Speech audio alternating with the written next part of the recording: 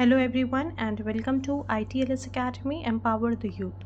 So today in this lecture we will going to understand what is laboratory designs that is there in pharmaceutical industry. So we have already covered what are GMPs, what are the current GMPs, and we have discussed about the different utilities designs that are there in the pharmaceutical industry. Now let us understand what could be the laboratory designs in any pharmaceutical industries. So we all are aware that these laboratories, these are the key for any pharmaceutical industries. Okay, any pharmaceutical companies, the key function is labs. Okay, so they are necessary for a large activities from the basic research, the drug development process through a final quality control of production batches. Since in the universities, in the schools, also in the colleges also, lab has a basic criteria, or you can say a basic key to learn the processes and productions that are going to be done. Okay, so it is very important to have a lab that is full of the basic you can say the requirement that is needed in the production of different types of pharmaceutical products. So the pharmaceutical lab design, it requires a very careful as well as very you can say a very unique consideration of various factors to ensure the space meets regulatory standards, operational needs, and safety requirement. So let us understand from where this laboratory design actually come from.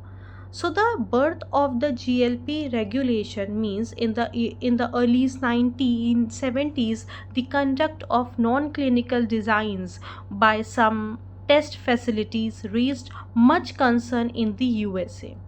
This led to the publication of GLP, that is good laboratory practices regulation by US FDA in 1976, which in turn forms the basic for the OECD, that is Organization for Economic and Cooperation and Development.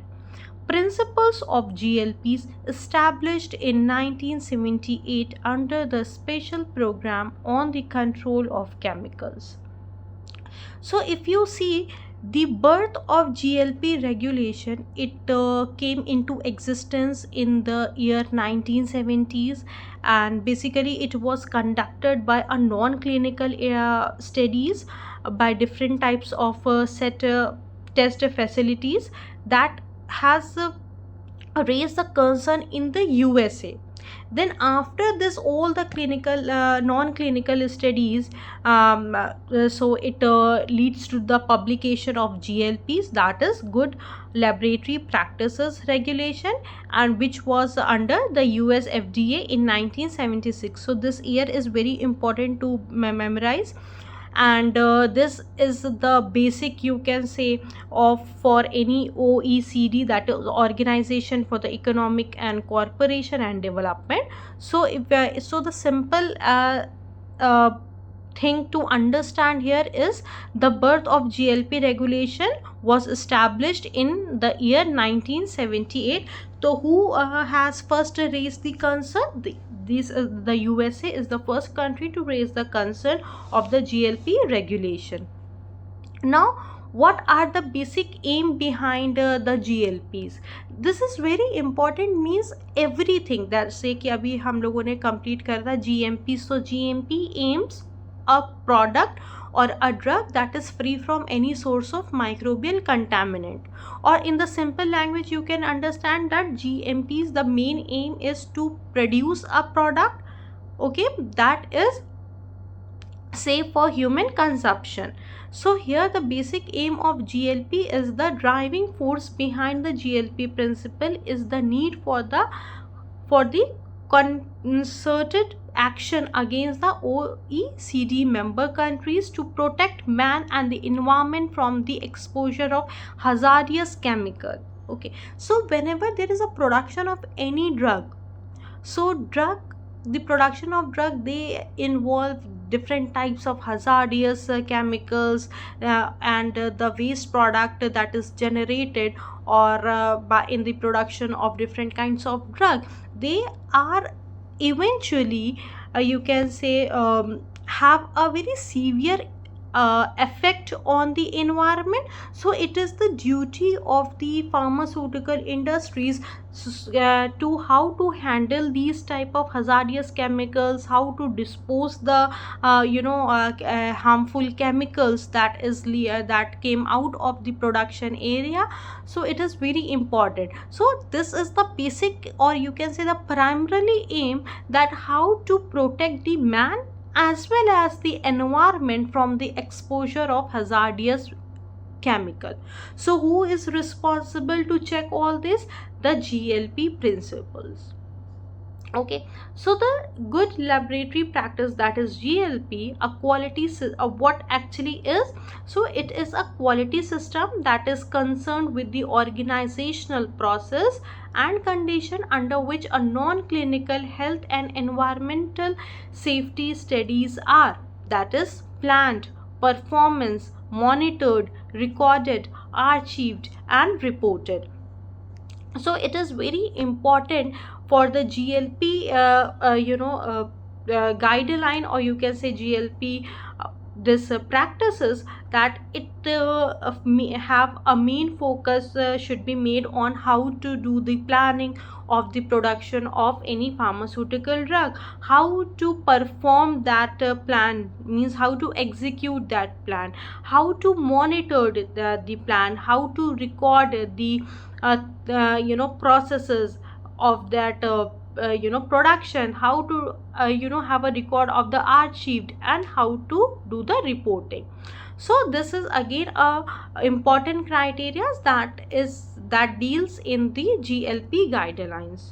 Okay, so as you can see this image in the PPT, that this is how the laboratories of any pharmaceutical industries look like.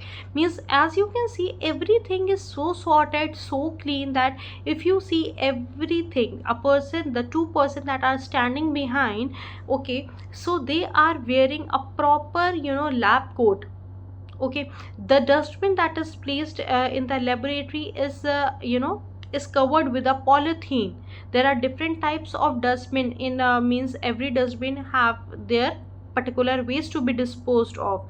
Okay, the slab of the this as you can see, this slab is so much clean. Okay, so everything is so much clean, everything is so much in place that there is no chance of any microbial contaminant. So it is the duty of the laboratory, you can say it is the duty of the industries to make a lab in such a manner that they are absolutely clean. The hazardous chemical should be properly marked that yes, this chemical is hazardous.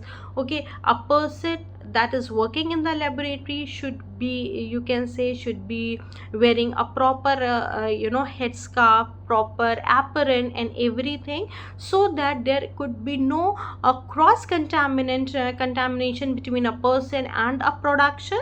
So this is how the GLP lab looks like.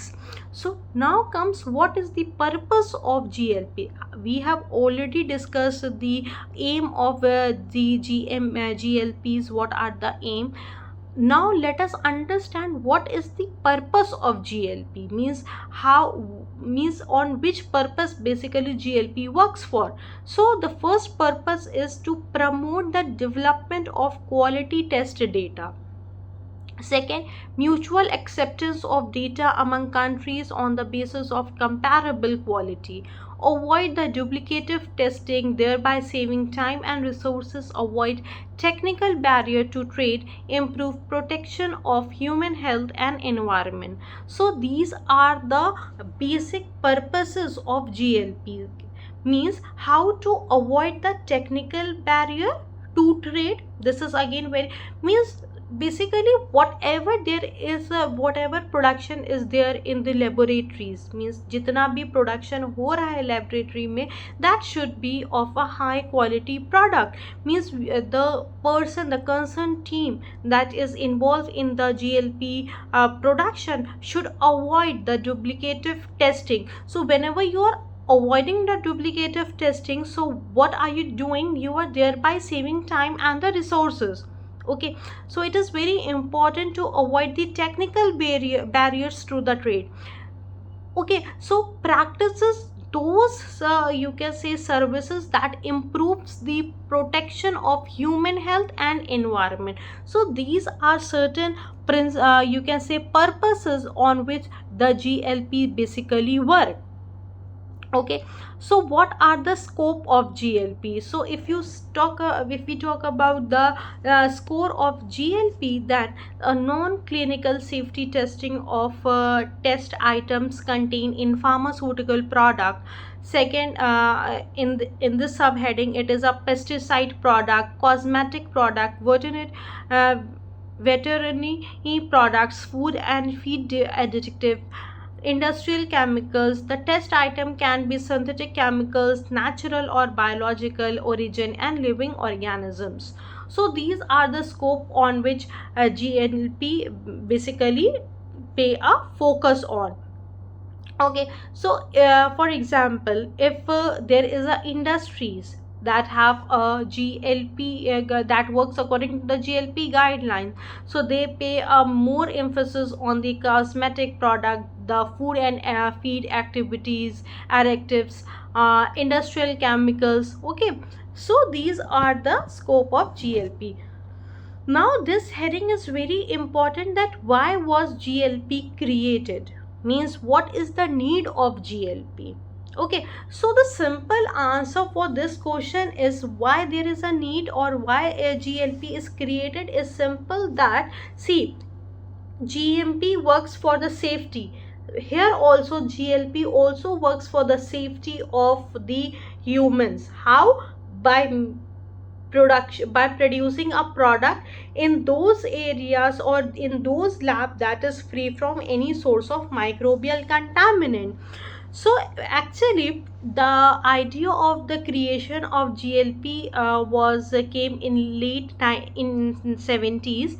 That is FDA in the year, in the early, not late, in the early 70s, FDA become aware of the cause of poor laboratory practices all over the US.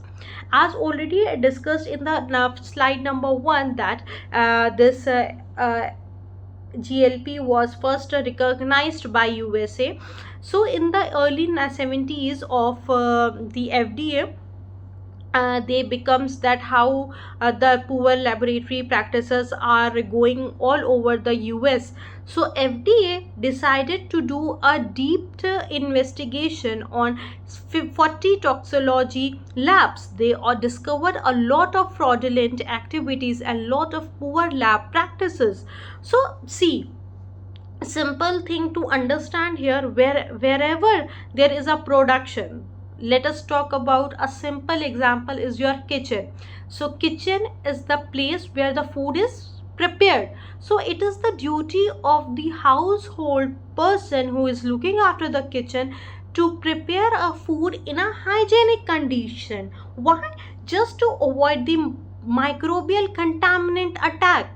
Okay, so whenever there is a auditing also is done, so the main focus of the auditor is to check the safety, means to check the hygiene of that particular place. So when the FDA, they investigated about 40 of the toxicology labs, so they came they discovered that there are a lot of fraudulent activities that are being carried out. The people are the lab people are practicing a poor lab practices. So that came that have a very adverse effect on the product that is manufactured in that particular lab. So from there, the GLP was created. For example, some of these poor lab practices found were equipment not being calibrated to standard form, thereby giving a wrong measurement. incorrect or inaccurate accounts of the actual lab study, inadequate test system. So it is very important to check all these things. So while the FDA decided to do a depth investigation on 40 toxicology lab, so they found that the equipment that a lab is using is not calibrated to a standard form. So whenever the equipment is not calibrated, so of course they will give a wrong you can say measurement. And if the wrong measurement is there any equipment is giving, so of course there is a upper niche of the formulation also, that will again have an adverse effect on the production of particular drug. Then comes the second point, that is incorrect or inaccurate accounts of the actual lab studies. Whatever the equipment, whatever means the reading that are using is inaccurate, so again it is also hampering the the condition of the production. Inadequate test system, so they don't have a proper testing system of the drug, so again this is again comes under the poor GLPs. So these thing was the thing to मतलब ये सारी चीज़ें एक consideration में आया FDA के, and from there the GLP the idea of GLP is found or is created. Now let us talk about the principles of the GLPs.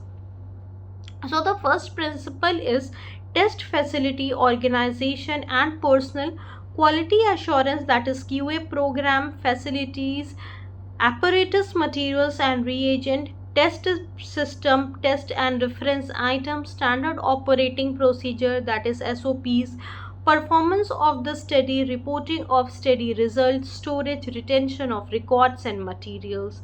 So what are the principles of GLP? So means the first is test facility organization and personal, means the facilities, means the organization should be free from any source of microbial contaminant. Organization should follow the GLP guidelines. The person that is working in the particular lab is wearing a proper type of a clothes, means the proper headscarf, mask, hand gloves, shoe cover, apron. Okay, quality assurance program should also be one of the key principle of GLPs, means every industry should have a quality assurance program. Facilities should be of the current latest technology based, apparatus and materials again and the reagent should be of the latest technology. Apparatus material should be clean, should be free from any source of microbial contaminant. Latest test system should be executed. Test and reference items should be up to the mark. SOPs should be properly in a working manner, you can say. Performance of the studies should be good. Reporting of studies result should be proper. Then comes the storage and retention of records and material should be good. So these are the principle on which the GLP guideline basically works. Now comes the stepwise implementation of GLP. So this is again important, how the GLP implementation actually works. But before that, let us understand what are the, you can say, design features that are essential for any pharmaceutical industry. Then only we will understand how the stepwise GLP implementation basically works. So if you see the clean room design for pharmaceutical labs, means what are the clean rooms? So the clean room facilities are often required to maintain in a controlled environment for research and manufacturing process. So they should be designed student in such a way that they should be designed to ensure that the sterility of the pharmaceutical product by minimizing the airborne particles and other contaminant. Okay, so design features such as the fumes, the coughs, and the high frequency particulate air, that is HEPA filters, and specialized HVAC system, they should be maintained in a very proper way.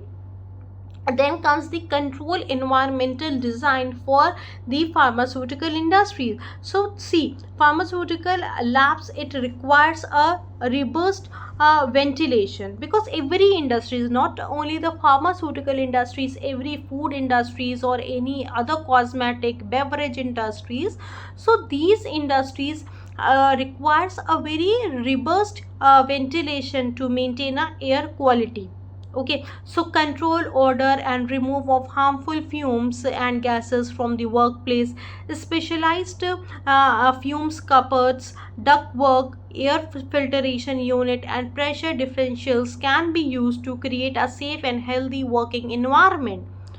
Humidity control may be required to keep a product stable, to ensure sample material aren't contaminant, and to preserve the accuracy of the result. So this is again very important. Now comes the scalability and flexible design for the pharmaceutical labs. So agile design is required to accommodate new equipment and technology development with a minimum of disruption. It is important to satisfy the need of the future changes in the requirement. So already told you in the current GMP guidelines that whatever the technology, whatever will be your you can say the equipments or the machineries that are used in any industries. Okay, here we will only talk about the pharmaceutical industry. So the industry should use those equipment, should use those technology, should use those machinery that is up to date, or you can say that it should be very important to satisfy the need for the future changes in the requirement. Whatever is the latest technology that is going on, the lab should use those technology to get to be you can say to be updated, to have a updated version. So it is again very important to have a scalability as well as the flexibility design for pharmaceutical industries. Now if we talk about the layout, how it should be the layout of the pharmaceutical laboratory should be. So the lab design, whatever be the lab design, so the lab design should be seamlessly integrate future furniture, not future, you can say the lab furniture, and serves to create a streamlined and practical workplace which will increase the efficiency. Okay, efficient material follow will improve the workflow and minimizes the risk of cross contamination, because everything whatever is there in any pharmaceutical industry, it is means I'm talking about the contaminant, it is just because of the poor hygiene or any other cross contamination. So an open floor plan can be beneficial to encourage the collaboration and visibility to the other lab users is also an important consideration. So this is should this you can say a typo of the current furnitures should be used in the laboratory pharmaceutical labs. So as I have told you about the specialized furniture for the pharmaceutical lab. So design features like reagent shelving, height adjustable benches, anti-vibrant tables, and different types of a seating should be one of the examples of how the furnitures of the pharmaceutical industry should be. So okay, so now let us understand. I've given you the overview of how where the GLP basically where the GLP is basically should pay a main focus on. Now if you see this diagram, there is a lab entry. After you enter the lab safety is very important. Then the person who is working in the lab, okay, should properly wear the headscarf. The lab, you can say, the lab behavior should be up to date. Procedure should be followed. Lab log books, okay, it should be of the latest technology. Instrumentation should be of latest technology. Glassware should be of latest technology. Everything that is in the lab should be of latest technology, should be free from any source of microbial contaminant. So these are the stepwise GLP implementation that basically you can say should be implemented. Okay, so that brings to the end of the lecture. Let us quickly understand some important thing that can be asked in the interviews. So in the interviews they can ask you about why there is a need of GLP. This question generally comes in the interviews, this question generally comes in the examination, that what is the need of GLP, or how GLP is created, or why GLP is created. So you must be aware of the things.